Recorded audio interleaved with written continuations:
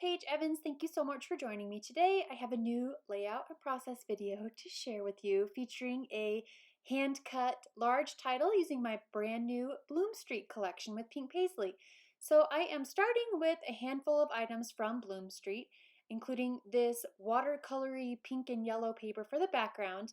And in every collection, I love to include a paper that includes all of the patterns, well, a lot of the patterns from the collection. It's kind of like a catch-all paper, and it's perfect for creating hand-cut titles, backing cut files, or punching out shapes. So instead of punching one little shape from an entire piece of pattern paper, you can do it from just this one pattern paper. So this is paper 7 from Bloom Street, and I am cutting out all the individual squares and keeping them in the order that they appear on the pattern paper because I just like the order that they are in, and I want my title to be in this same order. So I have cut all of the squares. I think there are 36. It's a 6x6 grid.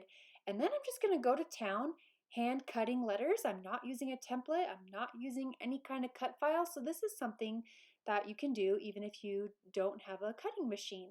So that rarely happens, right? I use my Cameo on 90% of my projects. So I am hand cutting out the letters and then using the same pair of scissors to scuff up the edges, to distress the edges, so that a little bit of the inner white core shows through. And this is just another way to help the pattern papers stand out from the background so you can see that you put in the work into this layout. The layout doesn't come with the title on it. You spent the time to hand cut the title and put all of the individual letters in place. And so distressing the edges is one way to help them stand out, and I will tell you a couple other ways to help the title stand out as we go along. So I fast forwarded this process, but before I fast forwarded it, I checked and it took 18 minutes to hand cut this entire title, so that's not too long at all. You can play your favorite music in the background as you're hand cutting these letters, or listen to your favorite podcast, catch up on your shows. I always say that my layouts always include, or most likely will include, a repetitive design element or a tedious factor to them. So in this case, it's hand cutting a whole bunch of letters.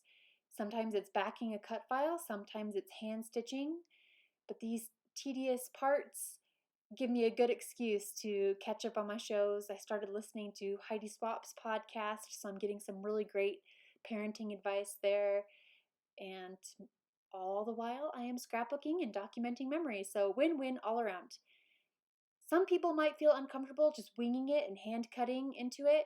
In this case, it might be a great idea to use a cut file or use an alphabet punch or print out a font that you really enjoy, and you can use that font as a template to cut out the letters. But I really like the ransom style handmade look of just hand cutting the letters, and the size of these squares is perfect for filling up the entire page. And so I hand cut all the letters, and now I'm going to go back through and add that distressing to all of the edges, help them stand out from the background. And try not to cut yourself as you're doing this, so just a little at a time. Time to glue them in place. I know that I want to add machine stitching through each row of letters and words. If you're not planning to add machine stitching, make sure you use a good adhesive to attach all the letters in place, otherwise they will just fall off over time.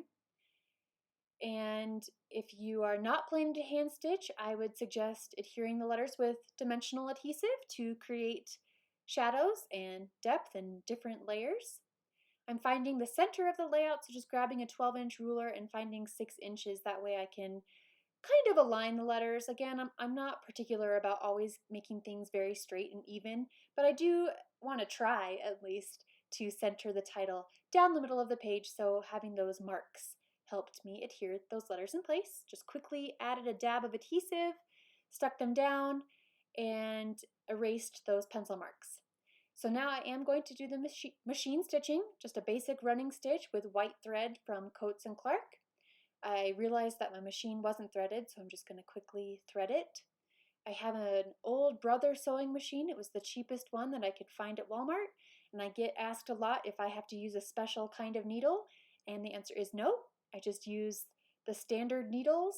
You can buy them in a 10-pack with the rest of the sewing supplies, and I am just machine stitching through all of the letters. Sometimes the adhesive will gum up my needle, so I always like to have a bottle of Undo nearby just in case. But since I used such a tiny amount of adhesive, I didn't have any problem with it gumming up my machine on this layout. Now I'm going to trim up the thread ends. Sometimes I leave the thread ends long, but on this layout, I'm just trimming them down to keep it a little bit cleaner. And there we go. Title is done. So now it's time for photo. I'm going to use 2 photos and embellishments. So I printed these photos at home using Adobe Photoshop. That's how I got them small, and I have a Canon Pro 100 printer. So I can make the pictures as big or as small as I want, and I'm putting them on the top left and top right and bottom left corners so they kind of mirror each other and balance the title. Everything is very balanced. I'm using foam squares to attach almost everything in place to create those depth and shadows so that this layout is fun to look at from all angles. And I am pulling floral embellishments from the stickers. There's a 6x12 cardstock sheet in Bloomstreet, as well as a 4-page sticker book, and placing these flowers in the center of the letters that are usually open. So you know how the A's, the O's, the D's, the R's, they have those open spaces. So I'll put a little embellishment in those areas. I am flanking this always with a leaf puffy vinyl sticker and just a regular cardstock sticker, again to create balance, so that's why I did it on both sides. And filling in this gap with a flower pot, or excuse me, this is a watering can with flowers coming out of it, again attached with dimensional adhesive. And there are some really teeny tiny flowers in this collection, which I love because it just creates the perfect finishing touch. You can always find a space to add a teeny tiny flower.